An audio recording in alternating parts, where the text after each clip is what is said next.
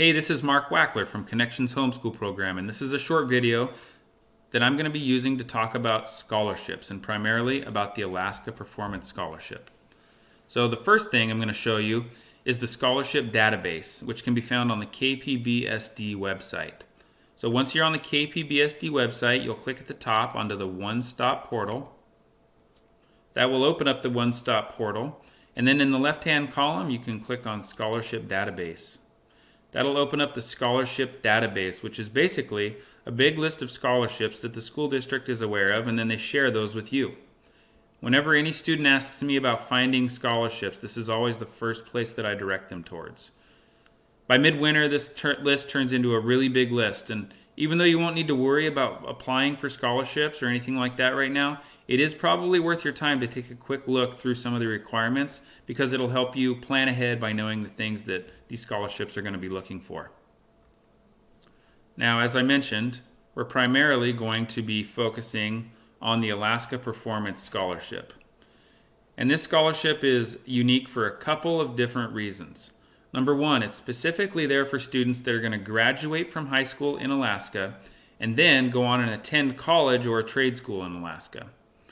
It's also unique because most other scholarships are competitive. They require an essay or something similar usually, and they're only given to one or a small group of recipients. The APS scholarship, on the other hand, just asks that you fulfill a few requirements in order for that money to be available to you. So let's look at those requirements really quick. The first thing that you're probably going to notice is that there's 3 different levels. And the level that you qualify is going to be determined by your GPA as well as your test scores. If you're going to be going to college in Alaska, then the scores from your SAT or ACT will be the test that they'll consider. If you're going to be going to trade school in Alaska like AvTech, then it's the Work Keys assessment that's going to be considered. So on top of GPA and test scores, the APS also requires that you qualify under one of 2 different curriculum options, either the math and science or the social studies and language option.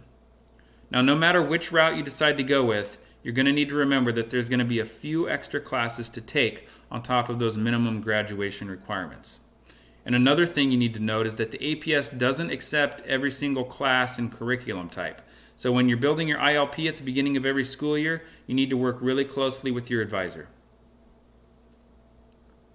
So the last thing I want you to recognize is that each level corresponds with a different amount of money awarded. Level 3 awards $2,378, and Level 4 awards $4,755.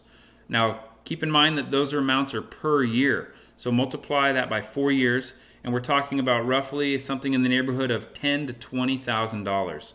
Now, that's certainly a lot of money, so the APS is definitely something you're going to want to at least consider as you start your journey as a high school student. So, if you have any additional questions at all about the APS scholarship or any other scholarships, go ahead and look at the APS website here first. Their website's really helpful. It has tons of information to look through.